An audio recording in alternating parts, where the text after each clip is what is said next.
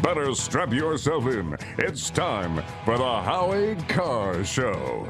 I will release my tax returns against my lawyer's wishes when she releases her 33,000 emails that have been deleted. As soon as she releases them, I will release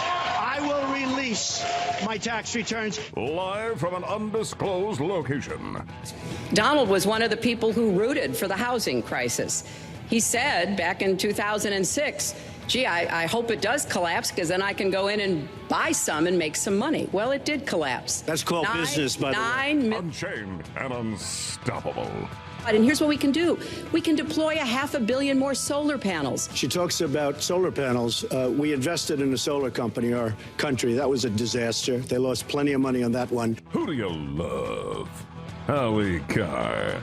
And the kind of plan that Donald has put forth would be trickle-down economics all over again. In fact, it would be the most extreme version, the biggest tax cuts for the top percent of the people in this country that we've ever had. I call it trumped up trickle-down. Who's your captain? Howie Carr. And now you want to approve Trans-Pacific Partnership. You were totally in favor of it. Then you heard what I was saying, how bad it is, and you said, I can't win that debate. But you know that if you did win, you would approve that, and that will be almost as bad as NAFTA. Nothing will ever top NAFTA. That is just not accurate. This TPP sets the gold standard in trade agreements to open, free, transparent, fair trade. Rump swabs, hacks, and moonbats beware. It's Howie Carr.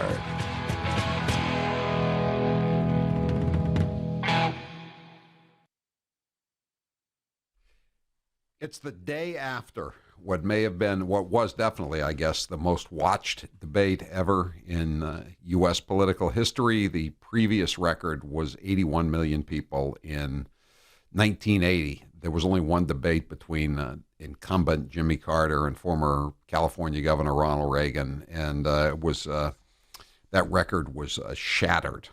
Data indicates Monday's face-off may well have been the most watched debate in American history, 98 minutes long. We're going to keep talking about it on the Howie Carr Show. Welcome to the Howie Carr Show. If you'd like to join us, 1-844-500-4242. That's the General Communications listener line, and we have a lot of people who want to talk about this, and there's just so much to get through. It was quite an evening. Donald Trump could have been better. Certainly, the moderator could have been a lot better. They're coming out with more and more statistics as the afternoon goes on about the questions that were directed, and how Lester Holt was all over Donald Trump. He was fact-checking Donald Trump. Hillary Clinton, not so much. For instance, there were 14 topics that came up, 14 questions came up where both Hillary and Donald Trump were asked the same question, correct? So seven each. And then there were another 7 questions where where only one of the candidates was asked anything. And of those 7 questions that were only directed to one candidate, 6 of them went to Donald Trump and 1 went to Hillary Clinton. So she got the question about the implicit bias, which she's been talking about for weeks, which, she was allowed to totally skate on the fact that she had said super predators.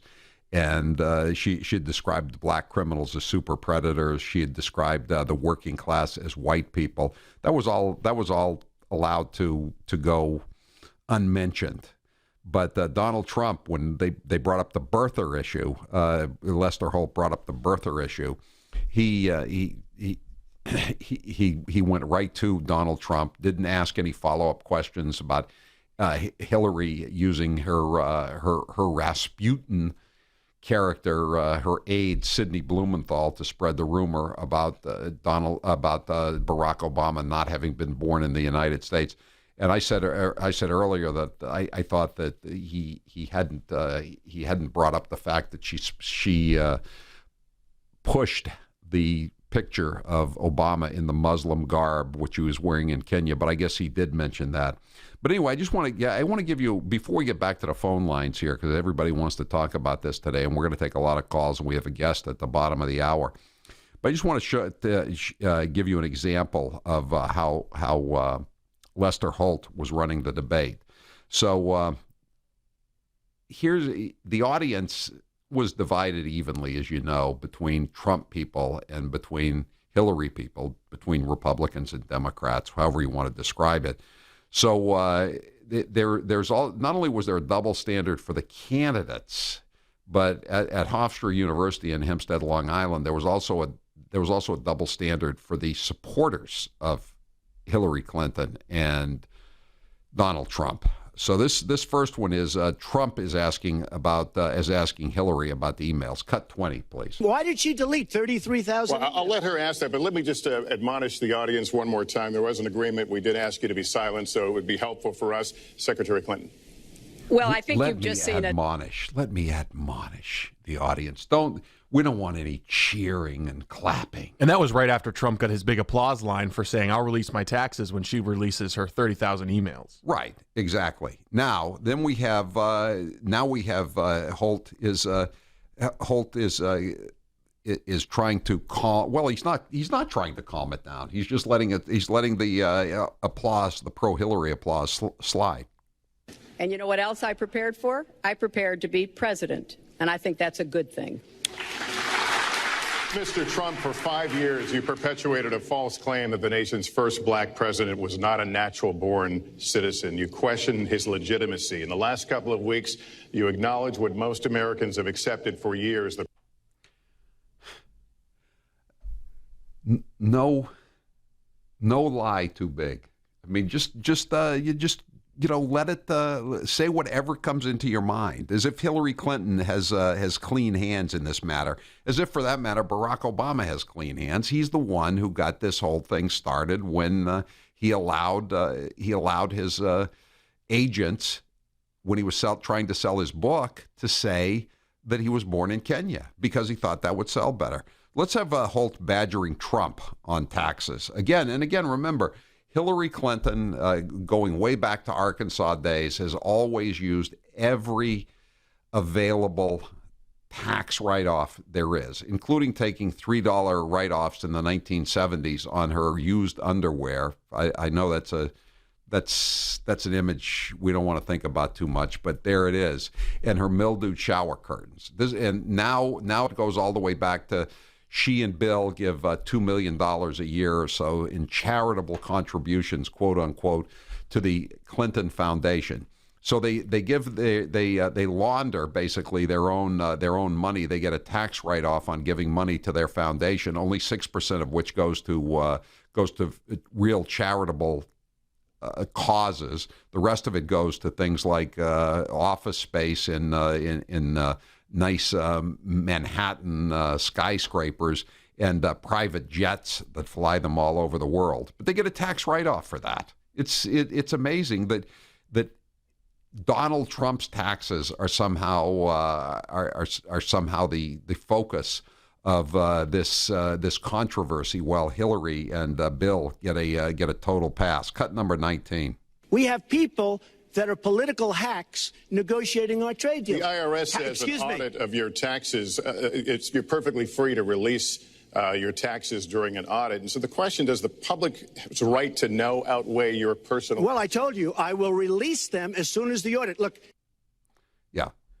He will. Then he says, I'll tell you what I'll do. Even though my lawyers don't want me to do it, I'll release my taxes as soon as she releases the 33,000 deleted emails. And then she just says, "Oh, I made a mistake, and I shouldn't have used my private server." Again, I mean, doesn't that beg a follow-up question? You're accusing, Madam Secretary, you are accusing Donald Trump of having something to hide. You've now repeated it twice during this debate that he has something to hide in his tax returns, whether it's the fact that he's not paying any federal taxes, or he's not making as much money as he claims to have made.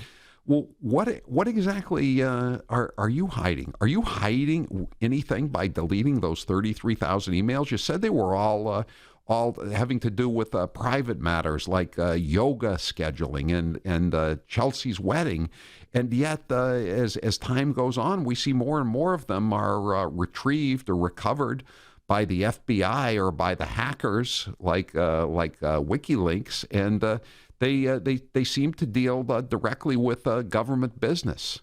It could be even simpler than that, though. Just ask, why was it a mistake? Yeah. Why was it a mistake? Yeah, I mean, it wasn't. There's a difference between a mistake and a crime too. I mean, you walk into a bank with a gun and you ask for a bag of money and you get caught. You can tell the judge, the jury, it was a mistake. No one's going to buy it, but it's still maybe it was a mistake. You got caught. The red dye pack in the satchel went off, and you couldn't make your getaway, and you got caught. Now you're looking at 20 years. That was a mistake, but that doesn't make it any less of a crime. It was a crime what she did. She's not allowed to have a private server. I mean, and that's when you go to work for that kind of an agency, they tell you that you are not allowed to have a private server. And then she tries to blame it on Colin Powell, and he says, "I'm not taking the rap for this." Jay, you're next with Howie Carr. Go ahead, Jay. Good afternoon, Howie. How are you doing? Good. Howie, I want to say that fledgling individual, that non-political figure, fought the champion of the establishment and the prize lackey of the DNC to a veritable standstill. It was a draw. It wasn't how last night Donald Trump became the Rocky Balboa of the political scene. I could hear the theme from Rocky playing. When he walked off that, he got whipped, but he did some whipping too. And he's a non-political figure. Hillary's Goliath against David, and she is the political machine of the establishment.